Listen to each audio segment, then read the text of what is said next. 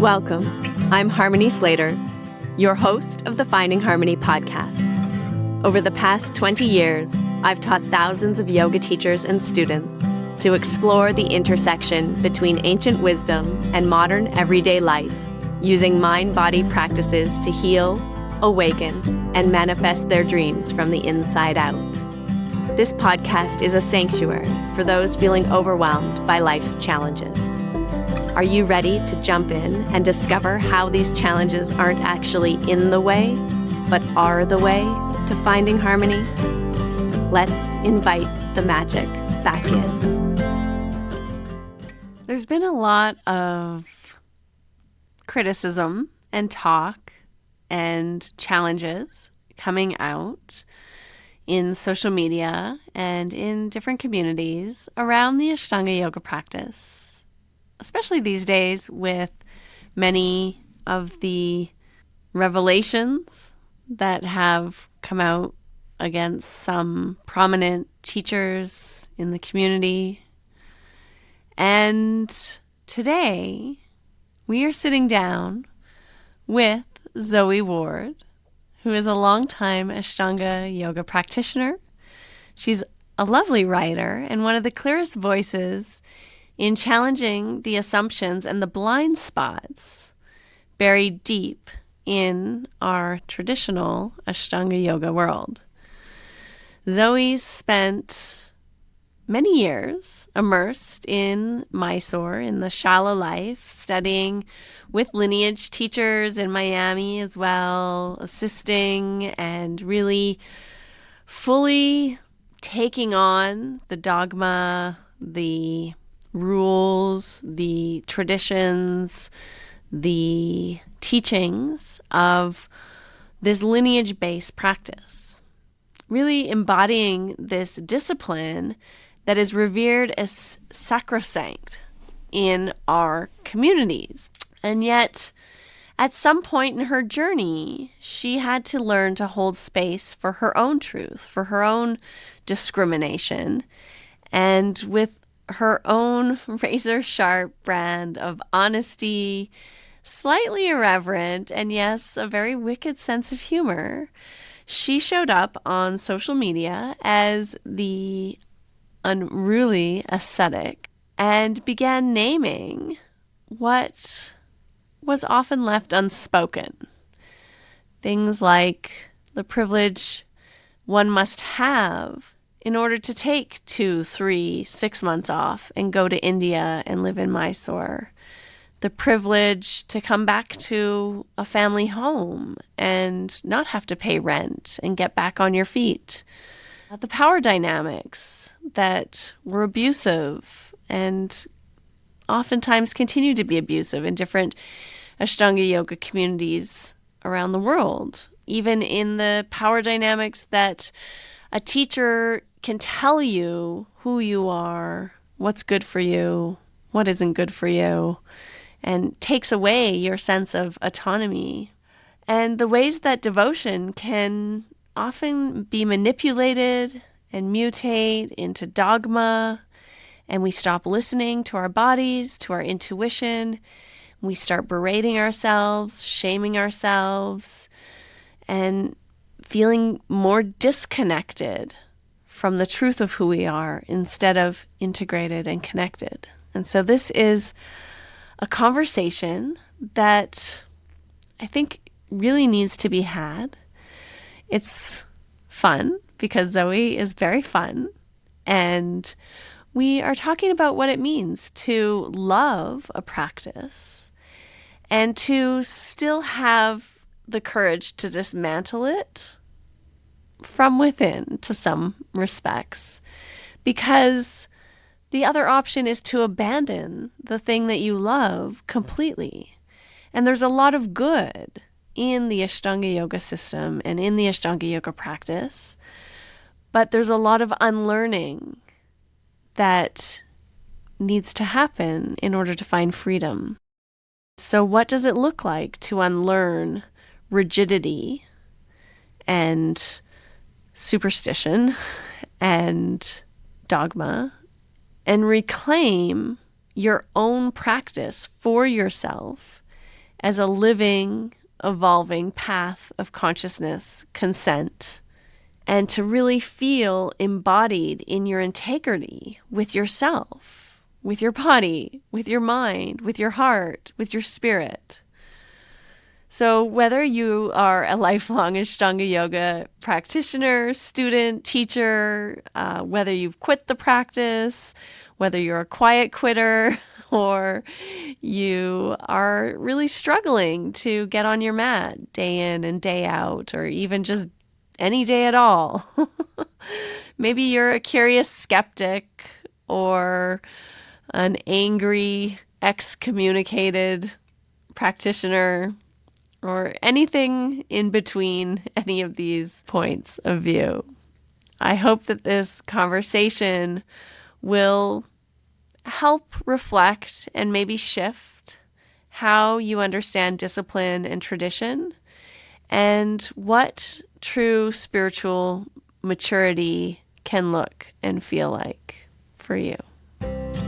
Hi, welcome to the Finding Harmony podcast. I'm here with Russell. Good morning, everyone. He likes it when I start that way. And we are joined by Zoe Ward. Hello, Zoe. How are you? I'm good. It's nice to be here. Yeah, it's been so long since I've seen you. I don't know, it was like maybe 2015 in Mysore. Zoe, I'm not sure, have we ever been in the same room together? You know what? I would have said I don't think so, except that I know that we have, because Kira Bauer was on the podcast and told the story about you joking to Sharat that you were going to go get a long sleeve shirt to do our balances. Right. And I was present as part of that story. And I remember that. Yeah. So that we definitely overlapped one season, although I don't think we ever spoke. So I was assisting him in the morning, and then I had to start my practice at 10:30. And around that time, that was you and Kyra, your crew. Yeah. Yeah. He had suggested I do another posture and then demonstrated it. Yeah. And I said, well, he's using a shirt. Yeah. I should and you got up and started to walk off your mat. I went and got a shirt. Yeah. And then he said, no shirt. And I was yeah. And I threw the shirt and everyone laughed. It was really cool because he and I could both be in our kind of natural personality, just being jokesters and comfortable and not having to put on a facade of seriousness that you also at some points become. Yeah. Like you're bossing people around and you really take on that personality. The first time I assisted him was late in the morning, and he told me to come and assist, and he had me come like first thing in the morning. And then there were like 5 assistants. And I was like, I don't really need to be here. And he called me over during practice and said, I want you to come at 10 or whenever the late session was. And I said, okay. And I'm very resting bitch face, right? If I'm like doing my work and doing what I'm told, I look incredibly unpleasant. And I said, okay. And then I stepped back. I was like, do you want me to leave now? And he was like, no, stay today. Tomorrow you come back. And I said, okay. And I stepped back, and he looks at me and looks out and then looks back at me and calls me back over. I come over and he's like, the late session is a better time. People need more help. It's better for practice. And I was like, oh no, that's fine. I'm perfectly happy with that. I think he thought I was like, oh man, I'm getting kicked off the mornings But he was absolutely right. It was a great time of day, not least because he seemed to relax as the day went on. And of course, I don't know what his experience was, but later in the day, I noticed that he seemed a little more likely to make jokes, kind of a little more likely to let things slide. And the morning group is very serious and doing their work. And that late time of day was a cool time to observe him as a teacher and what he did with the room. I couldn't agree more that it wasn't him. It was the energy of the 4:30 class. When I assisted the 4:30 and just tried to touch people, the vibration, it was like static electricity, prickly, staticky. everyone's tight and everyone's like really trying to push their career in this moment. Where at 11, 10:30, people are like really here for the experience of life. Mm-hmm. Yeah, it's an early trip for them. For a lot of them, they're just thrilled to be there. And there was more of the yoga vacation energy. Like the people who were the last group of the day, either it was the first month of their trip and they're still like in the vacation vibe, or it was the only trip they were ever going to make. And they never got really serious about it. Yeah. And I don't mean that disparagingly. I mean that in a very healthy way. Like, they never took the experience of making shapes on a filthy rug in a room in South India like so seriously that their entire sense of purpose and existence depended on whether or not somebody approved of the shapes they made. Like they were just happy to be there. Yeah, I assisted in both in the morning, that early morning shift one year. And then also, I think it was the year before, I had done the later morning. And definitely, you're right. I think his whole attitude also was much more relaxed later in the morning. He was having more fun. I was always just so amazed at how he really took time with the new students to make sure they were learning correctly. And he was quite patient and gentle, gentle. Except for a few people who's like, who's your teacher? But it was always interesting what a different vibe the class was. He really responded to us, I think. And like Russell said, I think we, as the student population at 4 a.m, we brought that energy. And so he reflected that energy back on us because that's what we were asking for. That's what we were expecting.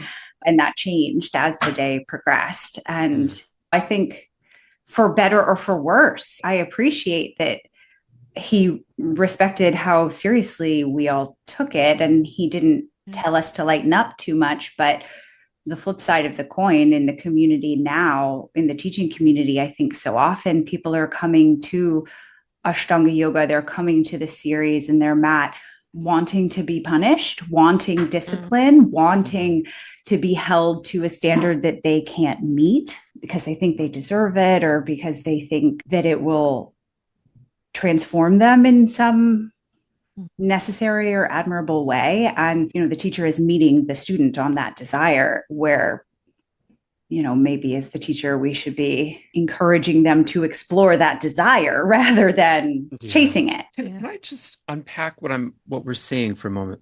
We've established that we've been in the same room together, but there's wonderful stuff to kind of read here. And I'm trying to I'm looking at Zoe DiPiero, but it was Zoe Ward is who we introduced. DiPiero is my married name.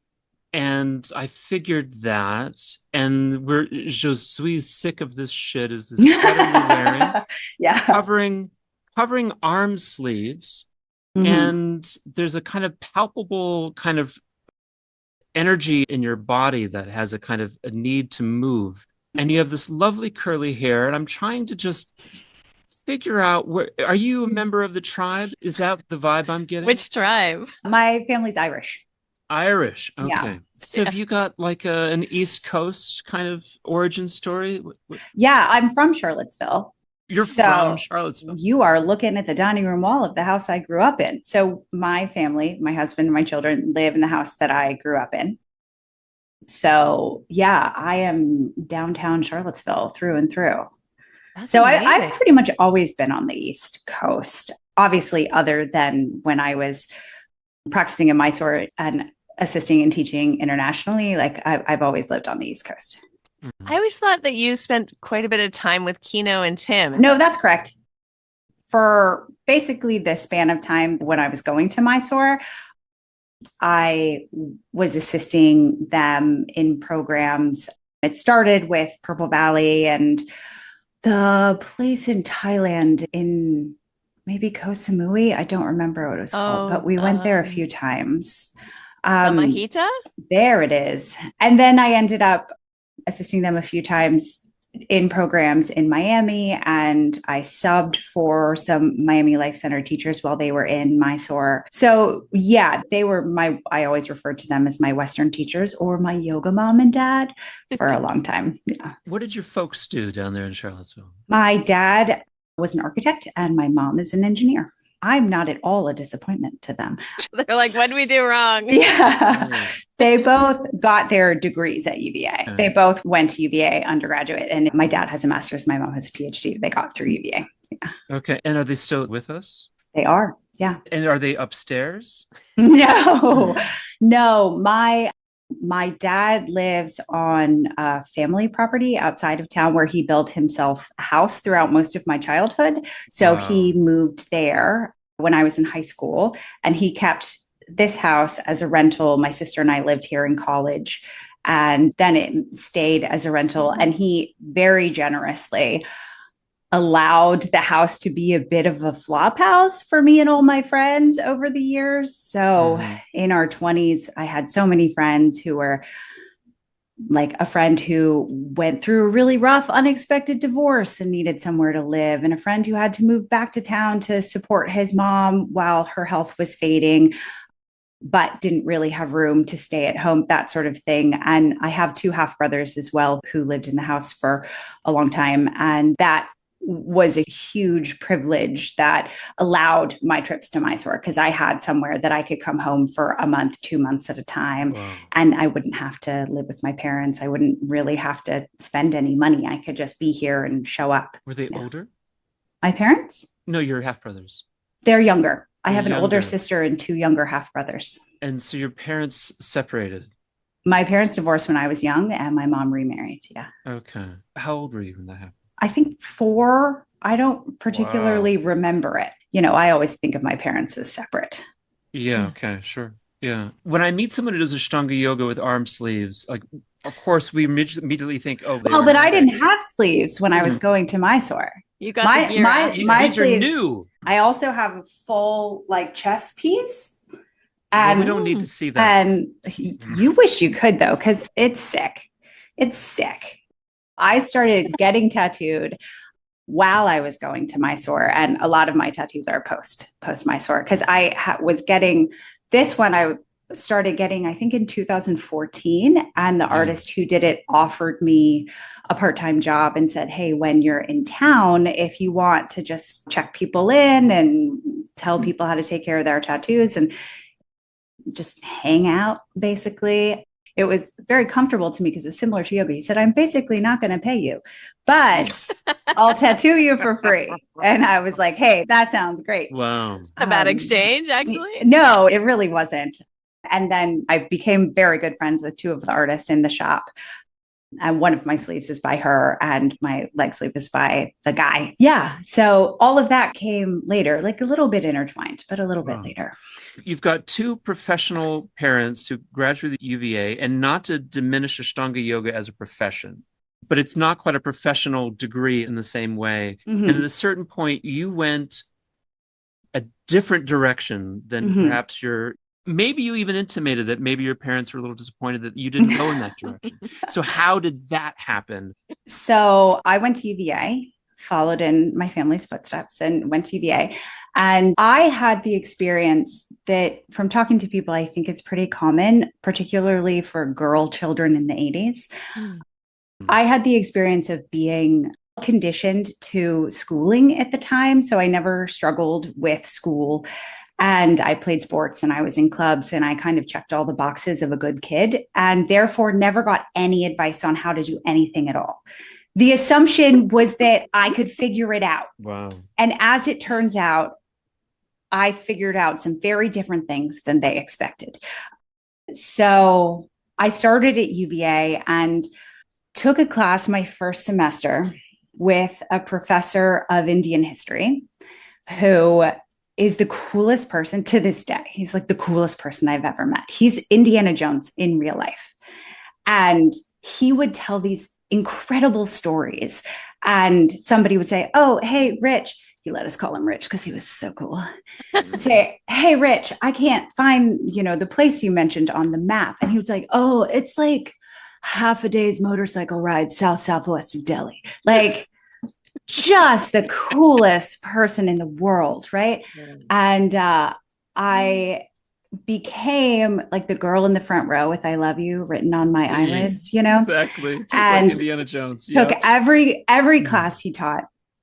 and became a history major just kind of by default because you ended up with enough credits and they're like, here's your degree. And when I graduated, I was like, I'm going to India. This is, yes, I'm doing it. This is like the last place in the world that there's room for adventure. Exactly. I was 22, started looking into like, what am I going to go to India for? And I had started taking yoga classes in college because there was a studio near my house where the owner would let me pay however much money I had, which was really nice of her. And I didn't understand like anything she said. The classic Ashtanga story, like, oh, I was terrible at it. And like, that's not true. I could touch my toes and I could do a back bend, I was very, very middle of the road at it. And so I thought, maybe, I have a history and religious studies degree. If I don't want to be a teacher and I'm not ready to go to grad school, what do I do? And I thought, maybe I can be a yoga teacher. Maybe that's something I can just do. And that can be like a side hustle while I figure my life out. I Googled yoga teacher trainings, India, and found an integral yoga teacher training program that was run at the Coimbatore ashram in South India. And there was attached to it a tour of South India. And it was like, great, like all inclusive, like I could go, they'll drag me around and show me the places I need to see. And then I'll do this teacher training program and I will come home like a transformed person. So I sign up for all of that and go to India and get to the ashram. And I'm told that a couple of days before the tour starts, some people are doing just like a quick little bus trip across to another state to go check out just this cool spot over there. And do I want to come? So I say, sure, I'm into it. Let's go. Hop on the bus, go, 5 or 6 hours across the country. And the next morning, I'm woken up at 3 a.m. and I'm told like, okay, it's time to go. And I'm like, oh, go do what? It's the middle of the night. Yeah. They're like, we got to go. There's this yoga place. It's really, you don't get it now, but it's significant in terms of the greater scope of yoga. And this program, you have to understand, is run by renunciates. It's run by swamis. So they're integral yoga swamis. They're not just folks, like they're legit in their own organization. And that's like Shivananda lineage, right? It is. Yeah. Satchidananda was Shivananda's student. Yeah. I'm like, okay. And they're like, this place is a big deal. Just come and check it out. And I'm like, okay, sounds great. And I go and it's the middle of the night and we get out of this van and they march us up these steps and they say, just sit on this little bench right here and just sit still and just watch. And I'm like, okay. And then somebody starts talking and saying words I don't understand. And they're like 60 or 80 people all crammed into this space. And they're all doing exactly the same thing, but somehow they know what to do, despite the fact that nobody's saying anything in English. And there's this skinny little Indian man running around and like correcting people and poking them. There's this old man sitting on a stage. And so unbeknownst to me, like 35 seconds into my yoga journey as an adult, I have been dragged into the KPJ AYI at 4 a.m, plopped down on the bench and told to just watch a lead primary.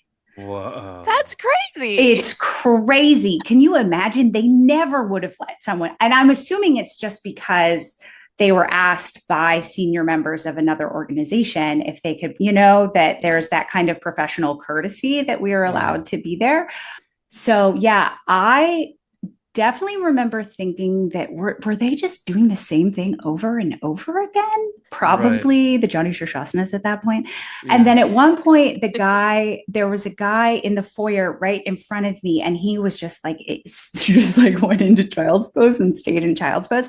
I now know that he was probably stopped. Like that was probably his last pose. But I remember looking at him and thinking like, yeah, dude, I don't blame you. Like, this is insane. Rough. Yeah. And then there is this woman who no one has ever known who she is. So I'm putting it out there to the internet. She had dark hair and she had a tattoo that was like a Pacific Northwest, like tribal tattoo, like of a bird. And I remember watching her jump through and go into Setu Bandhasana. And I was Yeah. like, that's the coolest human being I have ever seen in my life. Yeah. What is going on? This place is insane. Yeah. And you would think that I would tell you that was the start of my Ashtanga journey. It was not. I didn't do Ashtanga for many years. That's just a very weird coincidence. What year was that? That's so strange. That would have been 2000, early 2006. Yeah. Okay. Yep. Yeah. We Yeah. could have been in the room, honestly. Yeah. You might have been. Yeah. You might have been. I don't know what day of the week it was. Thank God they didn't Friday. show It would have us been a Friday intermediate. because Yeah, I it was would have led just, primary. yeah, I would have freaked out. Yeah. And then we had an audience with Patabi Joyce afterwards. They just Yep. sat us on the floor in front of him Yeah. and they were like, "What are your questions?" Amazing. Oh, just Is your it? special Yeah, they're group. Just Your us. special group. Yeah. Oh, awesome. Those of us who didn't know what Ashtanga was, who didn't know, Yeah. who we like a bunch of integral yogis who were like, "Excuse me, yeah, sir, lovely, thanks for having us here. Are you all out of your minds?" Like, Yeah. no, nobody had any questions to ask. And he got Mhm. progressively grumpier as we sat there. And somebody was like, "Oh, hey, I know this person." And he was like, "Yes, they're a very good student." And I was like, "Okay, this is weird. I guess we'll go now." That's so interesting. I love Yeah. because it actually really is a beautiful illustration of a lot of people don't understand, especially in recent history of Patabi Joyce, all that's come to light around his adjustments and things going on in the Shala, how actually respected he was in India by like everyone. Yeah, for sure. And people really had a lot of admiration and respect. I remember he was introduced to me several times as like a medicine doctor, like a jungle physician. Yeah. And the students at that time also really treated him that way, like a magic shaman doctor. Yeah. They had like little things that they would take back. Luke Jordan really puts it beautifully. Like the coin of the realm was an anecdote that Patabi Joyce or Sharat had told you. And so people would share the anecdotes like they were exchanging money. Who was going to come out the best of the trade? Yeah. And they would tell you little stories like, "Oh, Guruji told me to only eat ice cream this month." Oh, it's always the ice cream story. Yeah, Yeah, everybody, yeah. that was still rolling around when I was in Mysore because everybody would be like, "Should we go get ice cream?" They'd be like, "It's important for the practice." And we'd all go and get ice Yeah. cream because ice cream was canon. Exactly. Yeah. You know, Olaf only eating ice cream for a month. You Yeah. know, oh, and it cured him of something. Yeah, Probably because his it's ketamine sattvic, right? Ice cream. addiction. It is sattvic, yeah. Yeah. Well, it also increases kapha, and the practice really increases vata and pitta. So Mhm. Ayurvedically, it makes sense in India. Yeah. I think it makes sense at home too, as an Yeah. ice cream person. Like maybe if you're living in a hot country here, it's a little Oh, I don't care. cold on cold. I'll eat ice cream in the freezing cold. I love ice cream. So you didn't start practicing Ashtanga yoga then. That was like your first kind of taste into this like crazy weird culture. So I had only done yoga at this one little studio that was basically just hatha. And so then I did the integral yoga teacher training, and that became my practice. And I did that practice for a couple of years. And also ridiculous coincidences of my life. I came home from India having learned that the main integral yoga ashram in the entire world is 45 minutes from Charlottesville. Oh my God. So I had traveled however many thousands of miles to connect with an institution that is almost literally in my backyard. So that was great for me, though, because then I could continue to go there. And I did a number of other programs and teacher trainings in Yogaville. And through friends I made in Yogaville and just through the organization on the whole, integral yoga is incredibly unthreatened by other schools of yoga. They're very much like, do what you like, do what works for you. This is what works for us. They host teachers of other lineages all the time. They're very encouraging of exploration. So through that organization and through friends I made there, I got connected with Dharma Mitra. I don't know if you're familiar with Dharma Mitra. Yeah. And was back and forth practicing doing a training with Dharma in New York while helping a friend open a vinyasa studio in Virginia Beach. Dharma Mitra, the most famously flat-headed person on the planet. Yeah. The no-handed headstand is a scam. He doesn't hold it. He actually puts his arms out and then slaps him up to his sides and will say, take a picture. And then he'll fall down. Yeah. And he's so good natured about it. It's just, he's wonderful. His organization at that time was very unethical, but Dharma himself was lovely and just full. There's a lot to unpack there. Yeah. That's maybe a conversation for another podcast, but Dharma himself was lovely, just full of humor, full of joy. So then I was helping someone open a vinyasa studio in Virginia Beach. And it was like our entry-level classes were integral yoga. And then our more athletic classes were either Jivamukti style, because he was a Jivamukti teacher, or Dharma style classes. And the Jivamukti influence, there was a lot of Jivamukti in the city at that time. And Tell me about it. Yeah, it was really at Jivamukti's heyday. Yeah. Just to unpack for the audience, you could say Eddie Stern and Guy Donahue and David Life and Sharon Gavin all came out of this Jivamukti, and then every punk who was doing yoga, and you couldn't be more cool than to be a punk rocker doing Ashtanga yoga or any kind of yoga. It just flooded the city with these seeds. Yeah. It came out of Ashtanga yoga. Yeah, David Life and Sharon Gavin. Yeah, you said Jivamukti. They came out of Ashtanga yoga and then they rebranded their own style to the Jivamukti. Yeah. But when they came to Ashtanga yoga, they were already doing kind of some other stuff. Yeah, I think they had a lot of the kirtan type. They had some Shivananda in the background. And Shivananda. And I can't remember who, but yes, kirtan is really significant because the sound aspect of it was really important to them. But as a result of that, the community had a lot of Jivamukti. And as a result of that, there was this kind of subcurrent awareness of Ashtanga. And I had spent a year practicing Dharma Mitra yoga. And I had told myself, I'm going to invest in this practice for a full year. It's going to be my daily practice. I'm going to do it the way it's prescribed for a year.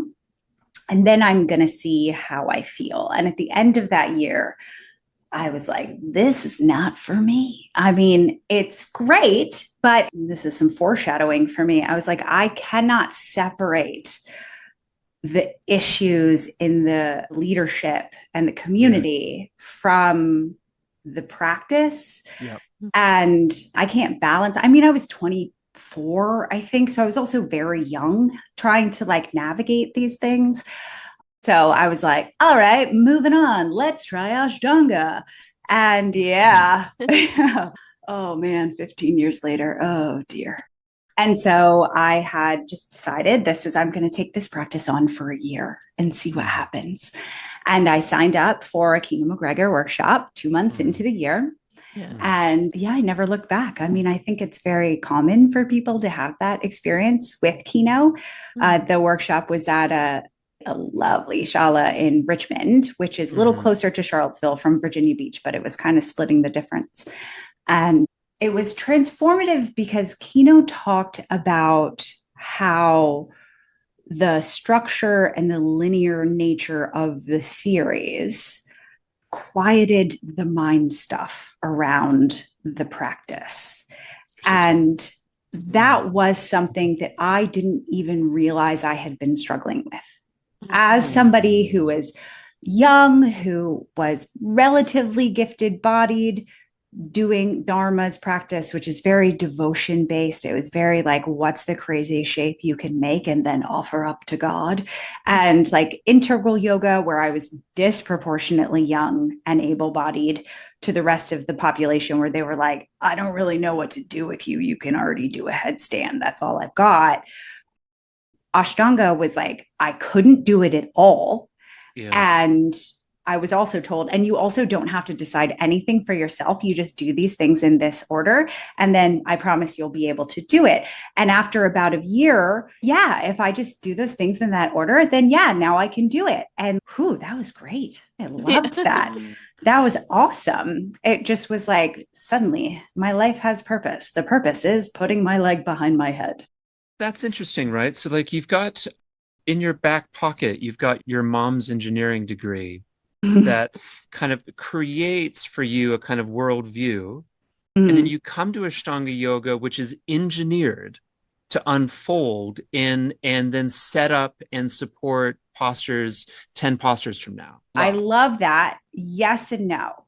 I do think at this stage, I'm very well suited, and I do this a lot for my online community at saying, like, okay, traditionally we would approach it in this way, and here's why, and break down all those whys and say, but you personally want to approach it in this other way.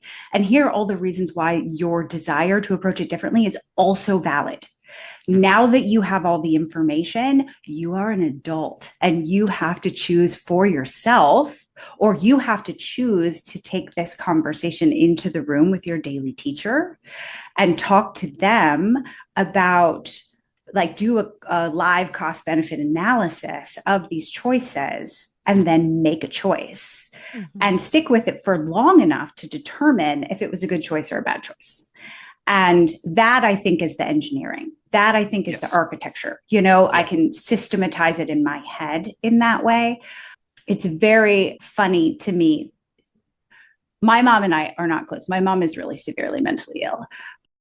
We have recently rekindled a relationship, but during this time in my life, we were no contact. As, again, a child of the 80s, I think my dad, who I'm very close with, I think he really believed the dialogue that we could be anything we wanted to be, and life was only going to get easier for millennials, and we were going to have so many opportunities that previous generations didn't have.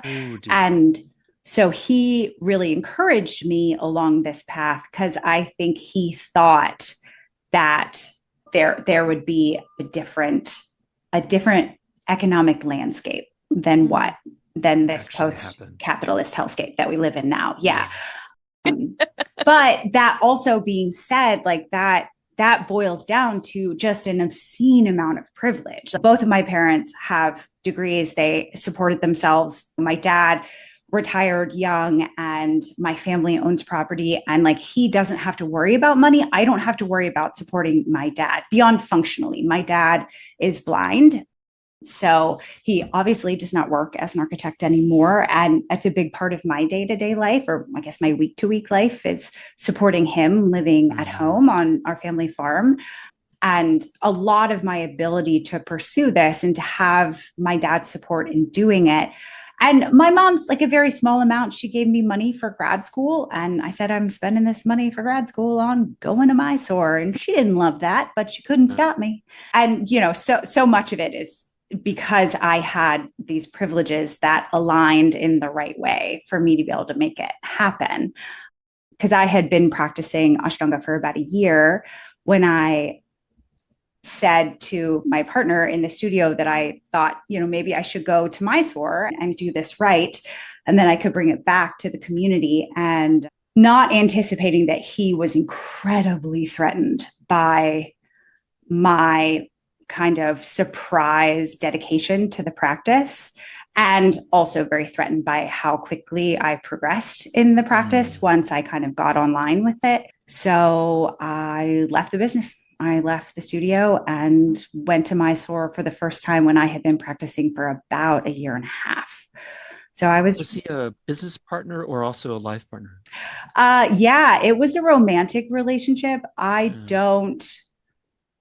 try not to focus on that because the emotional dynamic of it ended really badly. I haven't been in touch with him in pushing 20 years. And I don't think it's really useful to be like, this is what he's like, because who knows what he's like now, right? We were children. We were so young. So here's hoping he is, like me, a very different place in our lives. And I'm not without blame for how the relationship ended up. There were a lot of things about myself that I didn't see until much later. I feel like that's true every stage of life, that you see in retrospect choices you made that made perfect sense at the time. And you're like, oh, I was kind of being driven by a part of myself that really should not be at the wheel. But needless to say, you kind of ended a chapter of your Yeah, life in for sure. Virginia and entered an entirely new Ashtanga yoga bubble. Yes. Yes. Wow. Yeah. So I went to Mysore for the first time, was stopped at Supta Karmasana in lead class on the first day, somehow didn't know that was going to happen. Often a surprise for many people. Yeah, that was jarring. Yeah. Tried really hard not to cry, just sat there in the middle of the room like, it's fine. It's fine. Try being in advanced series and then being told you're going to stop in second series today. Everyone's experience is unique, but it's profoundly disappointing. Yeah. Yeah. So I was lucky in that regard that I didn't go to Mysore with any sense of, oh, this is what I do at home. And here I'm stopped at this point, that. But this is what I do here. And I'm being stopped at this point. What are you? So you had like a half a series taken away? I had a whole series. If you put half of second and half of third together and take all of it away today. What was the pose? That got taken away? I was in Basana in lead second series. And he said, no, you stop. I do third here. No, not today. No. And then I had to rebuild from there.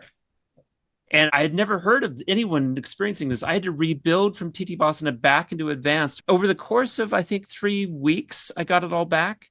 But this was so humiliating. Why? What happened? Do you know? Oh, no, it was Dvipadashasana because I couldn't understand his pronunciation. Yeah. Dvipadashasana. What? Dvipadashasana. You stop. What the fuck are you saying? And then I finally I could have been stopped at Dvipada at any practice in my entire time there. And the main problem was I was probably practicing next to Maya or someone like that. Straight up and down. Yeah. And I was like this that day, like that. And it's like, he just had enough of this. It's like, no, you're not. You're going backwards? No. Yeah. I was also stopped at Dvipada for 3 years. On my second trip, I went for the whole season. It was the last year you could go for the whole season. And it was, I think, like a week shy of 6 months. And I got to Dvipada and then was at Dvipada for 3 years. Yeah. Oh, yeah, it was ugly. And that's like a lot of jumping athletic movement that's in your background then. Oh, no, I'm not an athletic person.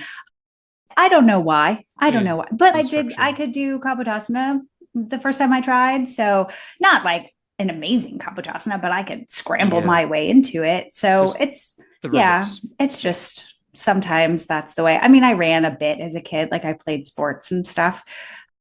But yeah, who knows? Just my karma, I guess. So what do you think happens? Or what was the shift for you? You went to Mysore, you got authorized, you did the teacher training, you invested like a decade of your life exploring the practice, going deep.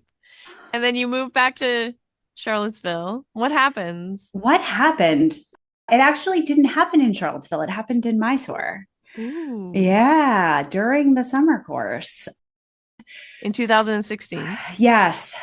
There were 4 independent and overlapping situations, none of which impacted me directly, but all of which ended up involving me partly because I'm a horrible busybody, but also just because of the nature of what it's like in Mysore.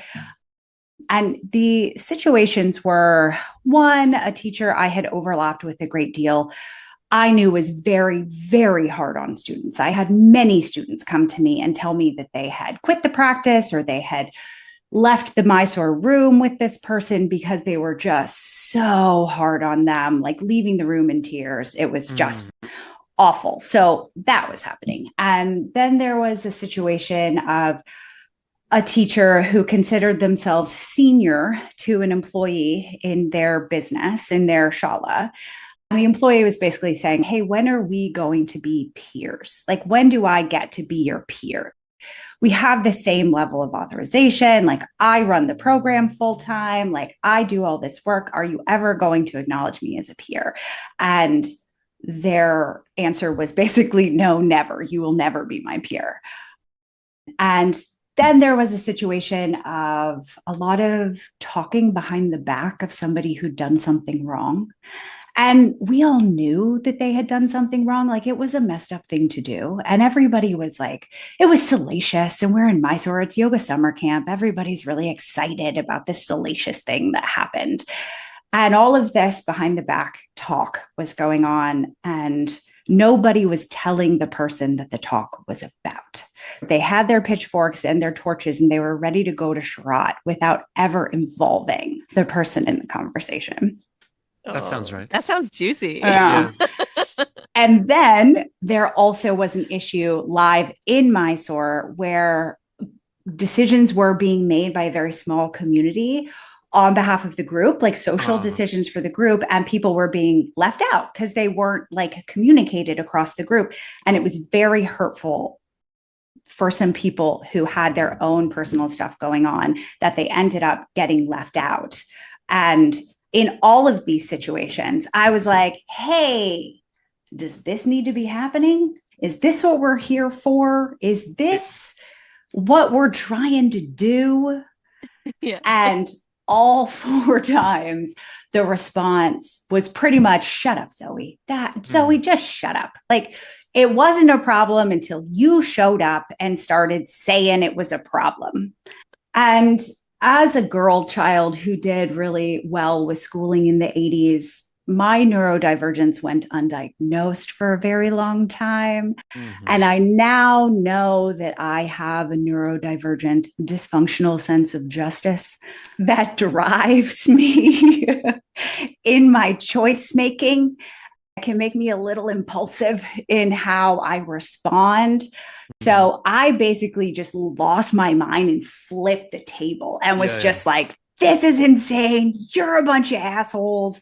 Yes. And became a very, very, very clear and obvious target for, well, clearly you need to sit with it and find peace in yourself.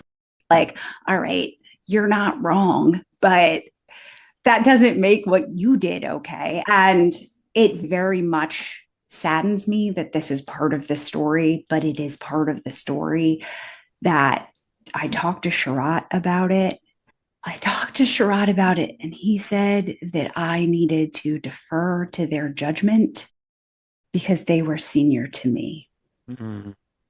Wow. Yeah, that puts a bow on the whole story there.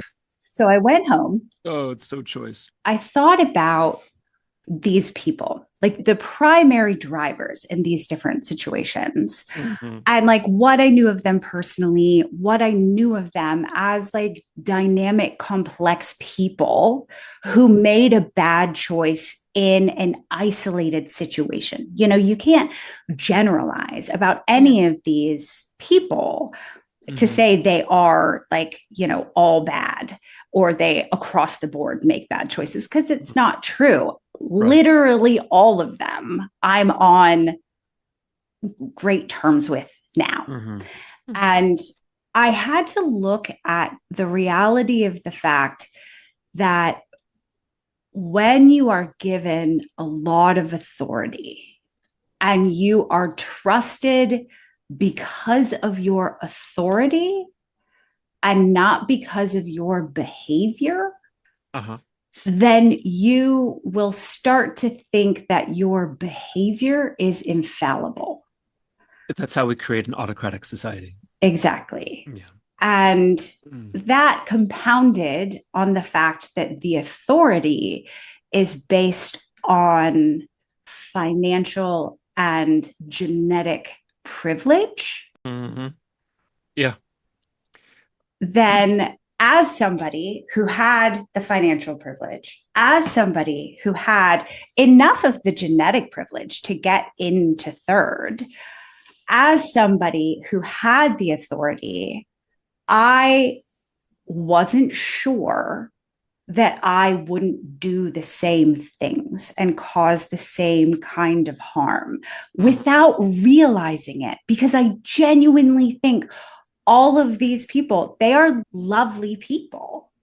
And they were so deep in the groupthink and so deep in the Ashtanga yoga looks like this, and this is what it looks like for me, so this is what it has to look like for you.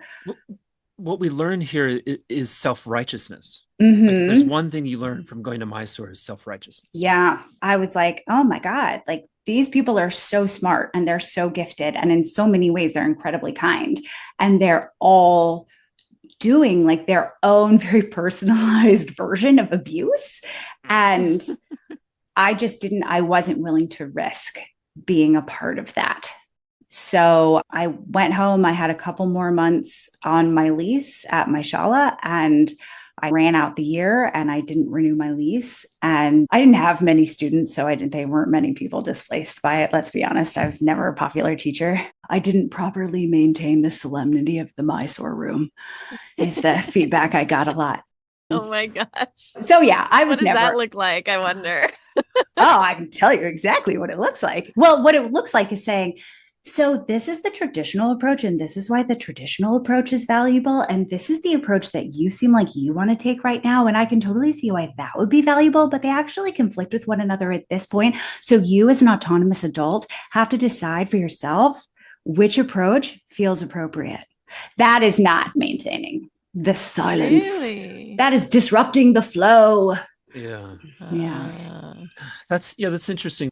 I have a friend who I adore, and I go to his room and he would really reason with people, and he would take a very long time, and he would recite from the Gita, he would recite from the Mahabharata, and then it's like, man, it's been like 20 minutes here.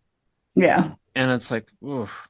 But also you do want to offer choice to people. They are autonomous beings. Yeah. And then the other model is screaming from across the room, squeeze your anus. You just feel like a sense of humiliating, disgrace. There's a middle path. Yeah. Yeah. I had not found it then. We'll see if I find myself in a Mysore room again. If I will. At least I think if I ever do find myself in a Mysore room again, because I would love to, logistically, I'd probably have to move for that to happen, which is, not likely. But I do like to think that my reputation precedes me now, and people might have a little more of an expectation of what I would be like, or they would show up for that reason, which would be the best of both worlds to have that. Because I think a lot of my student population at that time I was other. I was not the program where they had experienced harm. And so they came to practice with me because they had lost their agency in the Mysore room, and they had lost their ownership of their practice, but they didn't want to stop practicing. And that's what I'm working on now, is working on finding out how to support people who want to come back to the practice or need to change direction with the practice because they're realizing they've lost their agency in it, and they need coaching in terms of how to regain it. And sometimes we need to be told that we can trust ourselves. And so much of the way we talk in Ashtanga is to kind of say, you can't trust yourself. You have to trust your teacher, and you have to trust the system. And I have a ton of trust in the system. I have so much trust in it. But I also know that it's really nuanced, and each individual body is going to relate to it very differently. And I'm not one to say that the system only is functional for people who relate to it in the way that I do. Yeah. It's interesting that you still have a lot of trust in the system. What brings that trust? Because I stopped going to Mysore, and I got married and I had my kids and did not have the experience that I had been led to expect around my body and growing children and Ashtanga yoga. And it was a good lesson in kind of the nuance in that everybody is different. And I can't expect to be, you and to be able to show up in Sharat's room and do intermediate, like while I'm pregnant. That was never going to happen for me. But as a result of that, I have had multiple back-to-back opportunities to relearn the series and to let it ebb and flow with my life and let it ebb and flow with my body, and to really deep dive into the nuance of the postures and how they relate to each other, and how you can get the work of more advanced asanas in the early ones, particularly if your body doesn't want to do them. It takes the same amount of effort to do Ardha Baddha Padma Paschimottanasana as it does to do Ekapada Shirshasana.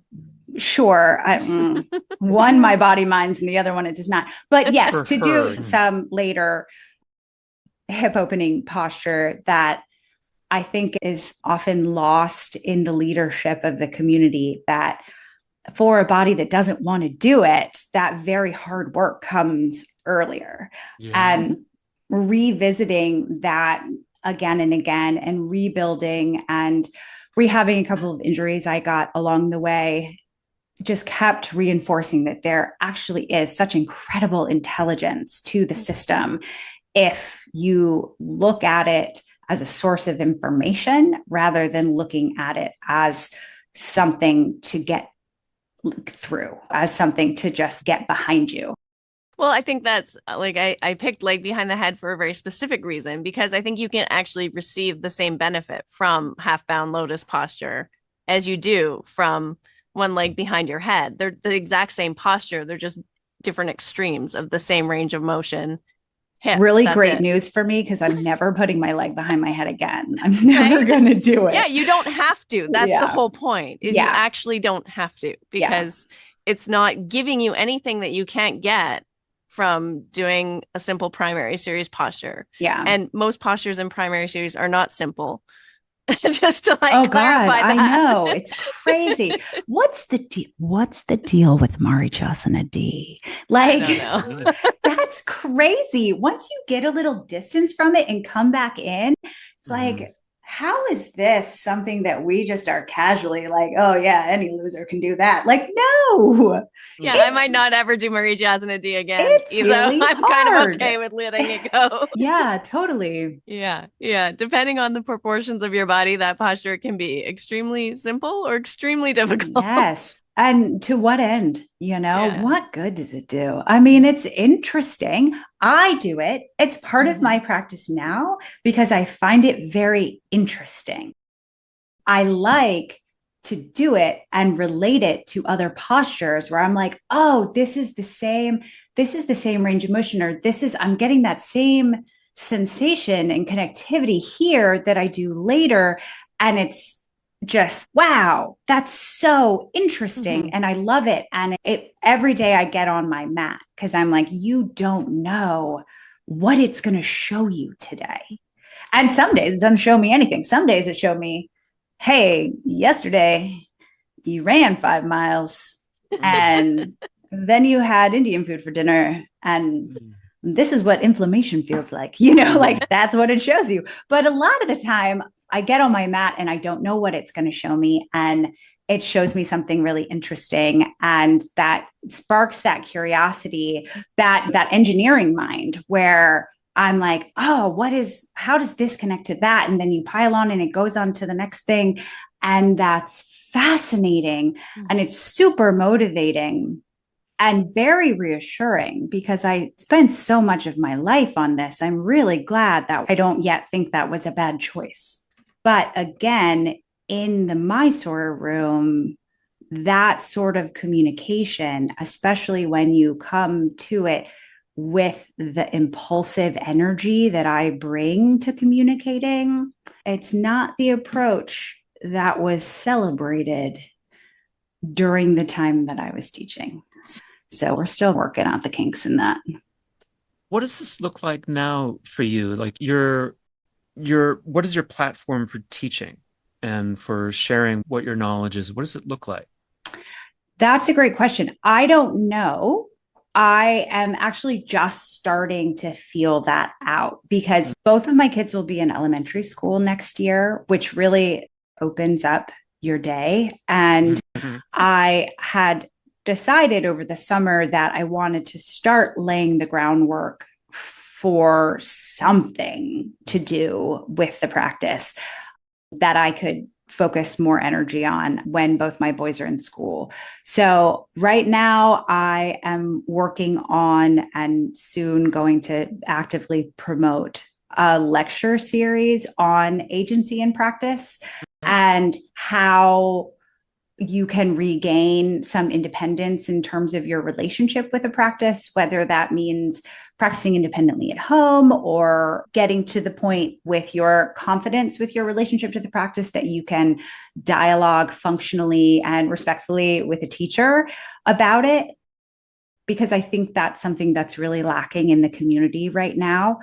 And I think that's something I can offer because that's all I've been doing since I stopped teaching was rehabilitating my own relationship to the practice and my sense of, am I allowed to make decisions for myself? If I don't have Sharat or I don't have Kino or I don't have Tim, then who's making the choices? Who's driving the car? So I'm putting together a series on that I'm really looking forward to. I'm feeling really good about. I am transitioning, probably not over to Substack, but I want to do more writing on Substack because it's just longer form than Instagram. And the writing is much more kind of where I live. The drawings are really just to grab attention and to soften the blow of it coming from me, because there are people who interact very positively with my Instagram who don't particularly care for me.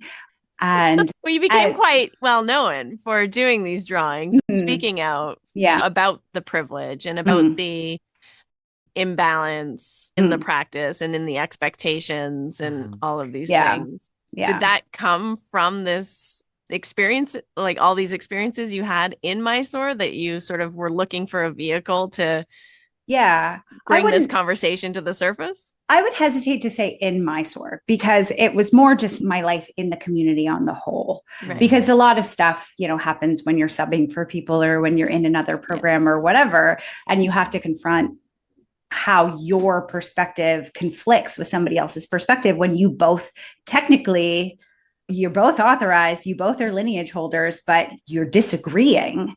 And like, how does that happen? Why does that happen? And how is it handled by people when that happens?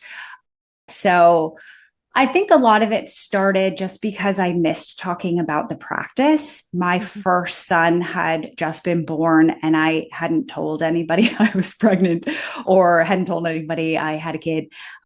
And so I was in the thick of it with a kind of a difficult baby. And it was an opportunity to kind of exist outside the realm of new motherhood.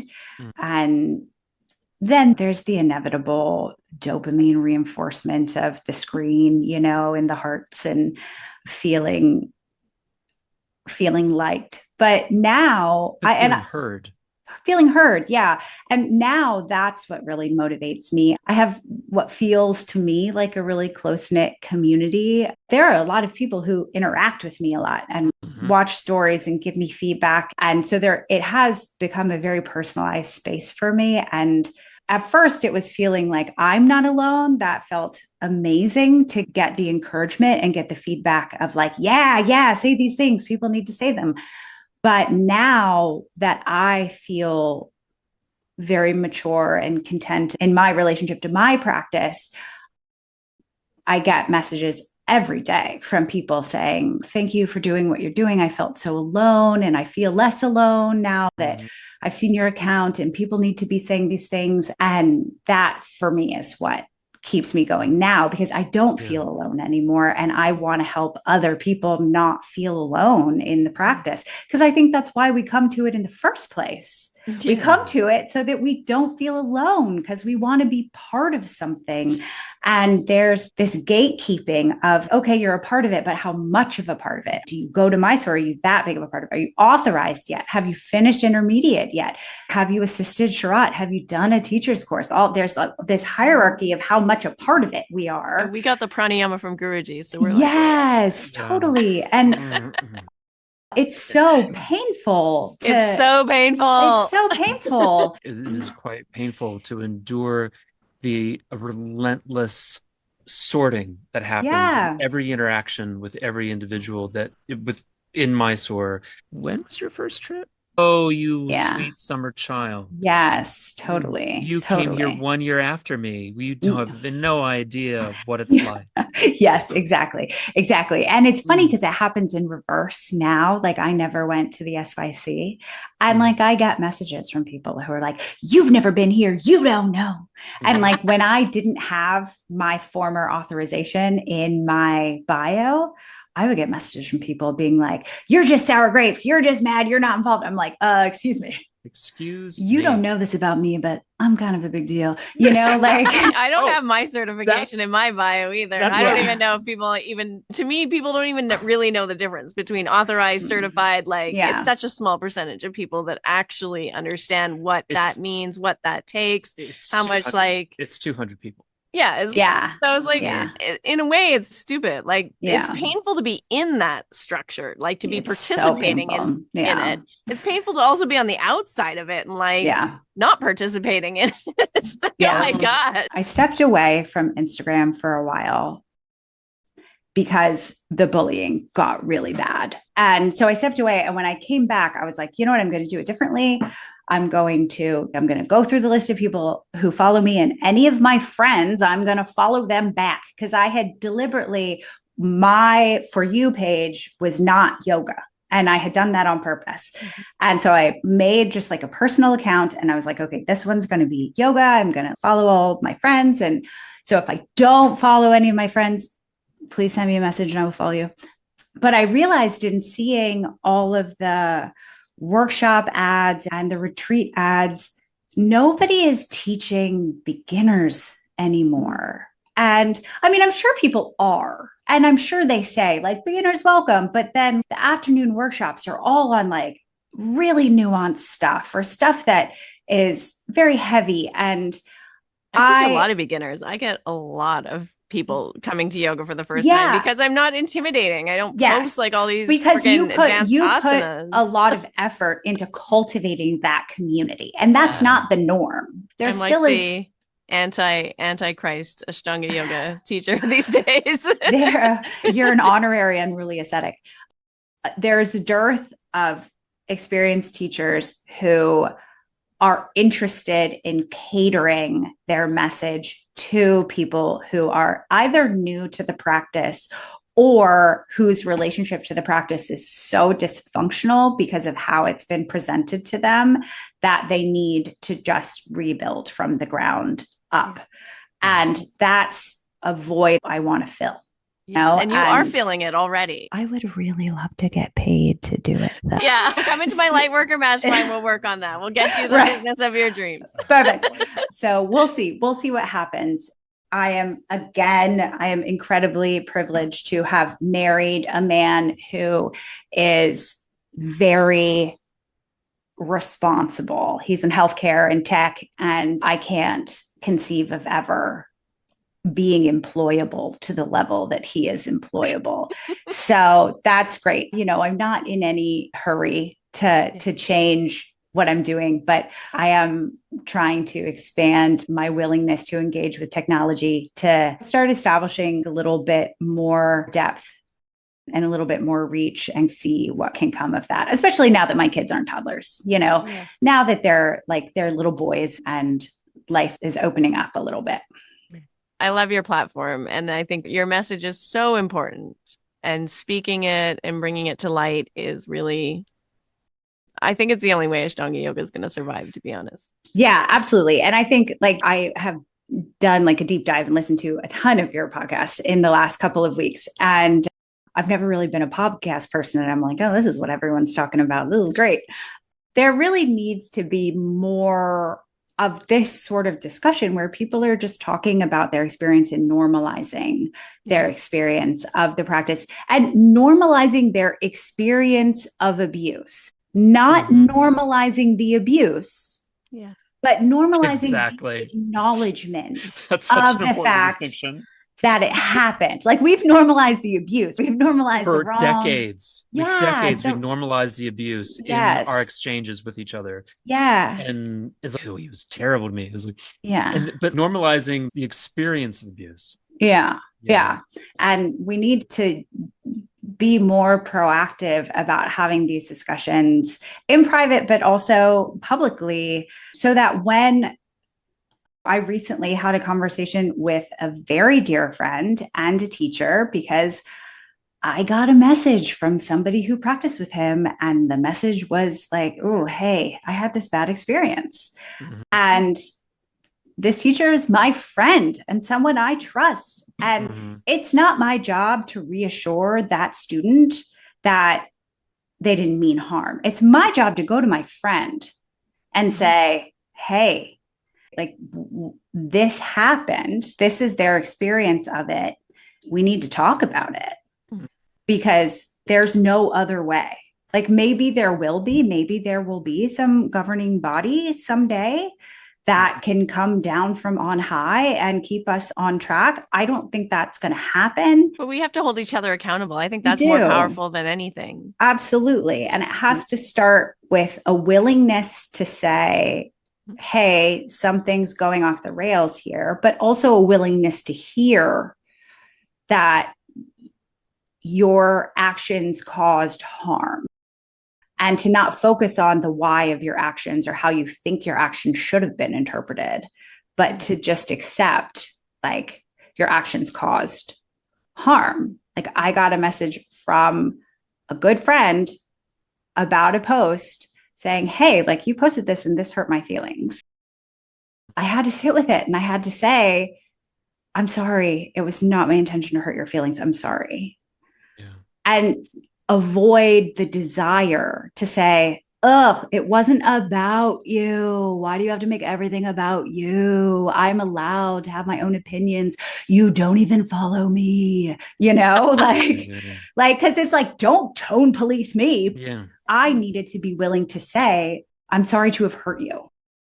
Just having to do that was a useful process. Even if I didn't take it down, I didn't reword it, I didn't change it because I still stand behind it. But I could also acknowledge that like when you are very critical of something, people are going to be hurt by it. And that's part of the give and take. Yeah, but I always think that this is a really important thing for people to remember is like when you're getting triggered about something, it's because it lives in you. That little doubt or that little niggly thing that's bothering you. Yeah. It's there in your subconscious mind. Yeah. And that's why you're getting triggered is because it's something that you already are not seeing for yourself. Yeah. This feels like a really inappropriate time to say the thing I'm about to say anyway, that I have said any number of times, just because you see yourself in what I'm saying doesn't mean I'm talking about you. Yeah. And that was a lot of where, for me, the element of people accusing me of bullying and being really aggressive and really hard on me about my content was because they either saw themselves in the criticism I was making of the larger scene, or they saw their teacher. These are the real kind of ugly, the insidious feedback folks are the ones who felt like I was targeting their teacher. And I will admit I've done that a couple of times, but I have never criticized something that I see in an individual in a vacuum. It's always, oh, this person is a very clear example of a system-wide problem. And that's kind of the root of the commentary. And then the students of the very clear example take it very personally. And then I have to say, just because you see yourself in it doesn't mean I'm targeting you. Like I'm not a bully because I'm just saying what I see. At least I don't think so.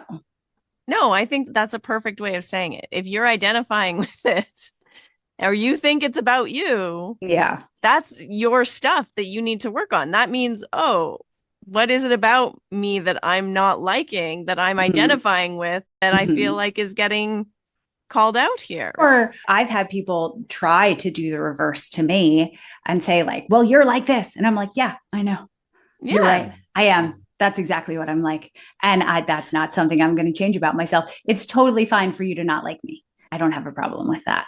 Exactly. Yeah. Exactly. Yeah. 100%. I think yeah, there's a lot there, but I think it's important we bring the shadow side to the surface because that's the only way you start to see what's there. Like that's what I do on my mat. Like when I'm practicing and when I'm trying to do something and I'm failing, I have the opportunity to look at where I am not being honest with myself. Like, where could I be putting in more effort? Where do I think I know what I'm doing? And maybe it's a blind spot, or maybe I'm just not doing it today, or maybe I'm being kind of avoidant.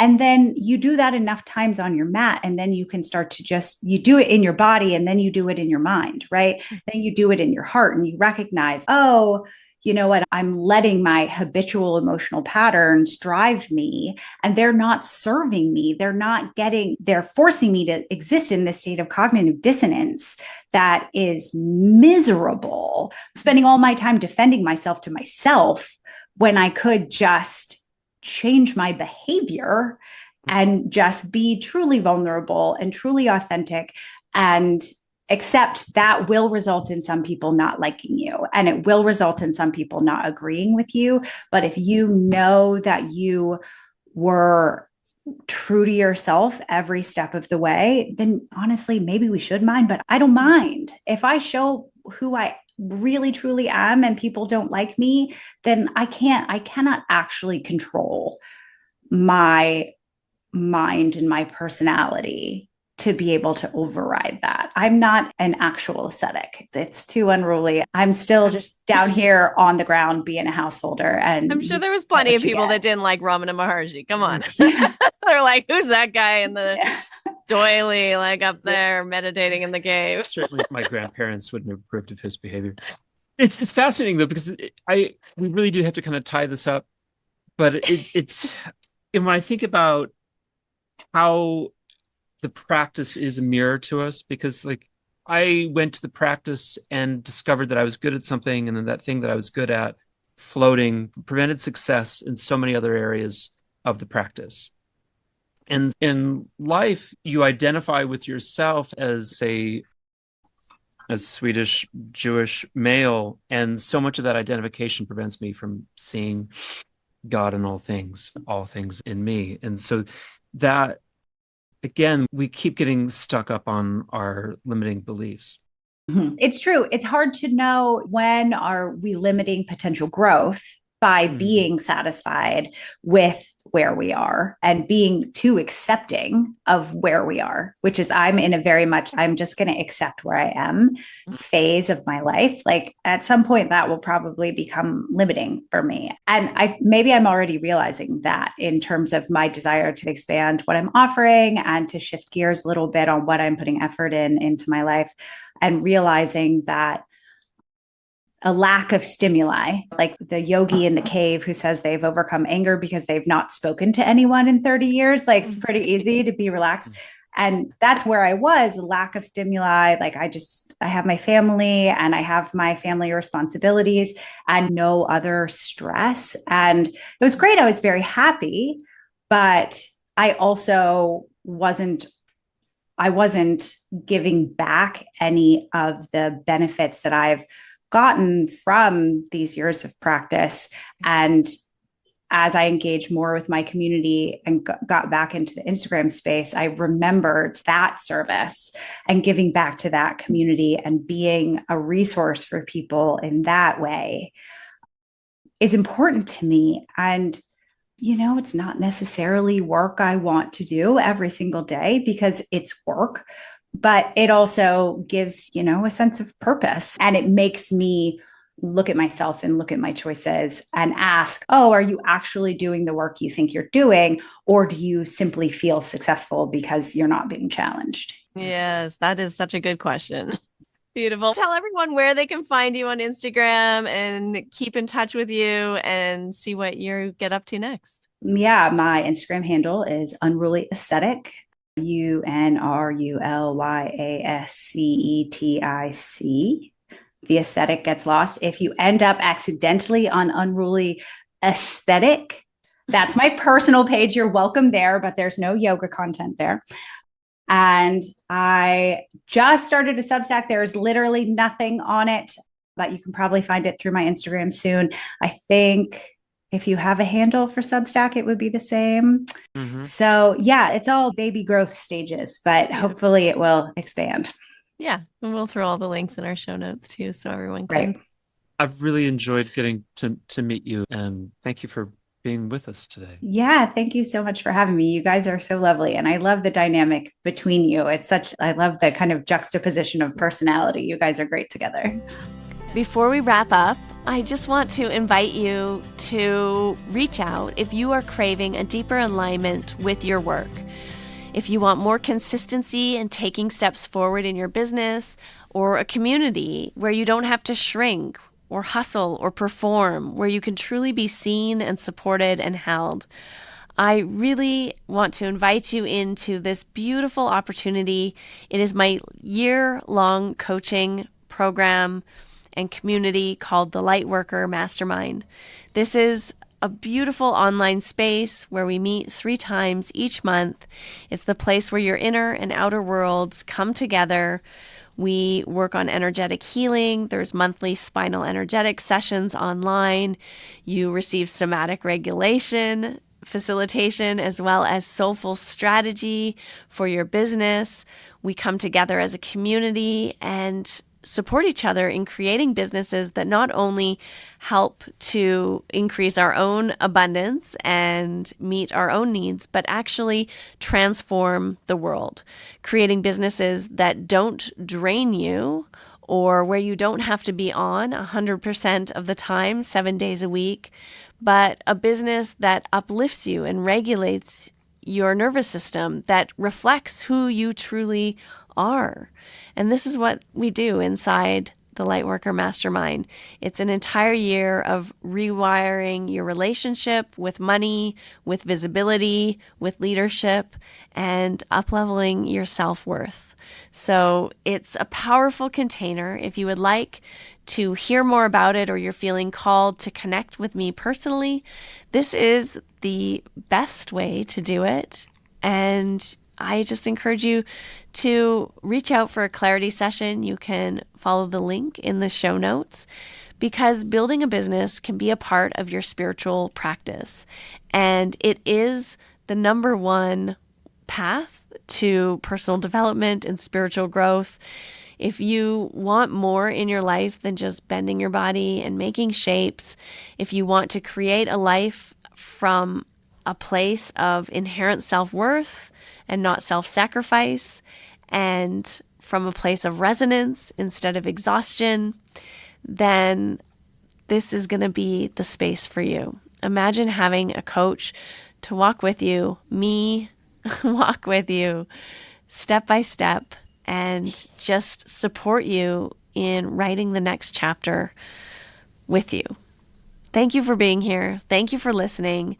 Thank you for being a part of our Finding Harmony community for this year and all the previous years. And I love that you're just willing to question, to evolve, and uplift each other so that we can all really raise consciousness, our own and the whole entire planet. We really, really need it now. And I really honor and appreciate this work that you do.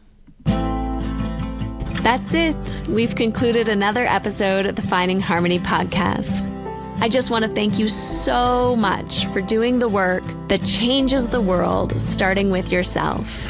It truly does make a huge difference. Please make sure you have your automatic downloads turned on wherever you listen so you don't miss any of the upcoming episodes. I have so much more magic I can't wait to share with you. Lastly, if you're on Instagram, I love connecting and hearing from you. So come on over and say hello at Finding Harmony Podcast. And you can also come say hello to me personally at Harmony Slater Official. Thank you again for being here. I cannot wait to share more with you in our next episode.